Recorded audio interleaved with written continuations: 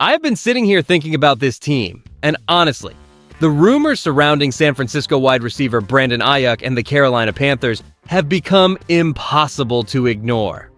While the front office seems content with the current roster, Ayuk is currently locked in a contract standoff that has the entire league watching.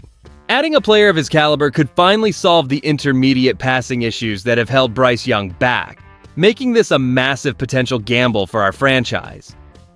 The more details come out, the harder it is to ignore what is going on behind the scenes. Hit that like button, subscribe to the channel, and drop your name and city in the comments. Let's get into it. The Carolina Panthers are unlikely to make significant changes to the wide receiver core before the season begins, despite the ongoing contract saga surrounding San Francisco 49ers wide receiver Brandon Ayuk.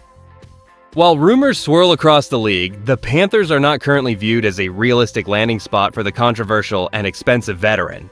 As fans, we have grown accustomed to the front office holding steady, but this specific situation brings up complicated feelings about our roster depth. The team has spent years trying to provide quarterback Bryce Young with a reliable, dominant target, yet our current options remain unproven or merely mediocre. Jalen Coker is a solid contributor, and Tetairoa McMillan shows potential for the future, but neither has established themselves as a true number one option. And here's why that's a big deal. According to analysis from Pro Football Focus, Ayuk has been remarkably effective in the intermediate range, earning a 97.5 grade since 2021, a metric that dwarfs even the promising figures posted by McMillan. With a league-low drop rate of 2.5%, Ayuk offers a level of consistency that could theoretically transform our offensive output in the 10-19 yard area where Young has struggled. Some might argue that the financial risk and lingering injury concerns outweigh these statistical benefits. Yet the hunger for a reliable playmaker among our fan base is palpable. We are desperate for someone who can consistently stretch the field and haul in contested catches, as watching our quarterback navigate tight coverage remains a source of frustration every Sunday. The talent gap between our current room and an established force like Ayuk is undeniable, but we have to wonder if the front office is playing it too safe. If the team remains committed to this current roster, how exactly do they plan to fix the intermediate passing game efficiency before the first kickoff? The most surprising truth about the Brandon Ayuk saga is that the Carolina Panthers are uniquely positioned to solve a massive tactical deficiency despite the team appearing unlikely to make any major additions.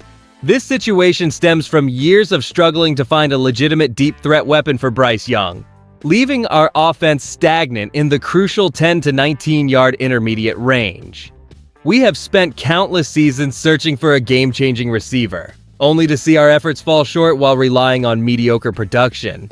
According to Bradley Locker, Ayuk recorded the lowest drop rate among qualifiers at 2.5% and ranked second in both yards per route run at 4.98 and yards after the catch per reception at 5.4 in that vital territory. Historically, this team has failed to provide our young quarterback with a reliable safety valve, and repeating those same mistakes remains a frustrating cycle for all of us watching from home.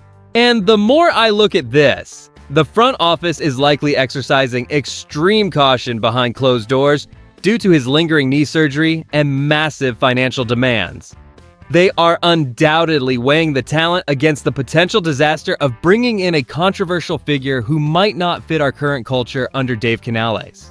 While the coaching staff surely appreciates his 97.5 intermediate PFF grade, which currently outshines even the promising Tetairoa McMillan at 96.1, they must decide if the risk outweighs the potential reward for an offense that ranks poorly outside of deep passing plays.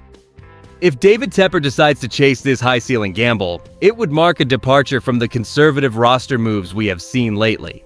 We need to decide if we want another season of mediocrity or if we are willing to embrace the volatility that comes with acquiring a player who could finally push Bryce Young toward his full potential. The front office seems content with the current wide receiver room, but as Carolina Panthers fans, we have to ask if standing pat is a missed opportunity to transform our offense.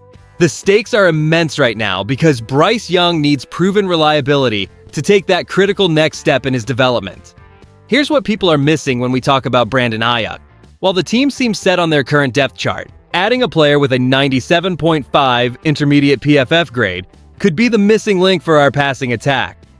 If the San Francisco 49ers eventually move on, the talent upgrade would be undeniable despite the obvious risks. This acquisition would immediately solidify the 10-19 yard range where our quarterback has faced significant challenges. By bringing in a weapon who maintains a 2.5% drop rate, we would change the math for every defensive coordinator we face this season. Whether we are preparing for division clashes against the Saints or tougher NFC opponents later in the year, having a true playmaker who commands double teams creates much-needed breathing room for everyone else on the field. This shift would fundamentally alter our standing in a competitive division, moving us from a team struggling to find consistency to one that forces rivals to respect our vertical and intermediate threats equally. While Jalen Coker and others are developing, they simply do not offer the established top-tier production that is ranked inside the top 5 for deep passing metrics since 2021. Betting on talent at a potential discount could be the bold move that shifts our trajectory from a rebuilding squad into a legitimate playoff contender. If the goal is to maximize Bryce Young while he is still on his rookie deal, we should be willing to stomach the volatility to secure a player who changes our offensive identity entirely. The potential arrival of Brandon Ayuk in Carolina creates a fascinating dilemma for our front office. On the one hand, the upside is undeniable because Bryce Young desperately needs a reliable target in the intermediate range of the field. According to Pro Football Focus, Ayuk has posted a 97.5 grade in that 10 to 19 yard zone since 2021, second only to Justin Jefferson. His ability to minimize drops with a 2.5% rate while maintaining 5.4 yards after the catch makes him a transformative weapon for our offense. What makes this even bigger is his proficiency deep down the field, which could finally unlock the full potential of Young's arm. However, we must be realistic about the risks. Ayuk comes with significant red flags regarding his health and a complex contract saga that could disrupt our locker room chemistry. While players like Jalen Coker show promise and Tedairoa McMillan brings intriguing talent, the massive financial and personal cost of acquiring a player like Ayuk might outweigh his production. Media circles continue to speculate on various landing spots, yet the Panthers are rarely mentioned in the conversation alongside the 49ers' internal drama. Here's where I land on this. While the talent is undeniably high, I find the prospect of trading meaningful assets for a player currently recovering from knee surgery to be a dangerous gamble. We have seen teams mortgage their future on high-profile names only to be left empty-handed when injury concerns persist. While Bradley Locker notes his explosive reputation, the cost of entry is simply too high for a team still building its foundation. I believe we are better served trusting the development of our younger receivers rather than chasing a headline. If we can remain patient, the rewards for building naturally will prove far more sustainable than a desperate reach for a volatile veteran. The current state of our wide receiver core represents a pivotal crossroads for the Carolina Panthers as we look toward the next few seasons of our franchise direction. By choosing to stand pat rather than pursuing high-risk, expensive options like Brandon Ayuk, the team is signaling a firm commitment to internal development and long-term stability over short-term band-aids. We should feel cautiously optimistic heading into this season because, although we lack a marquee superstar, we are finally building an offensive system under Dave Canales that prioritizes fundamental growth for Bryce Young. And honestly, the potential for steady improvement among our existing talent is a path we have rarely traveled before. While Pro Football Focus highlights that Ayuk carries an incredible 97.5 intermediate grade and a 2.5% drop rate, the price of bringing in such a controversial figure could disrupt the chemistry our young roster is cultivating.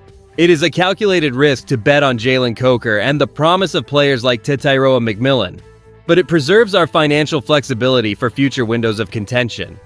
We are choosing to trust the process of maturing as a cohesive unit rather than chasing shadows in the trade market.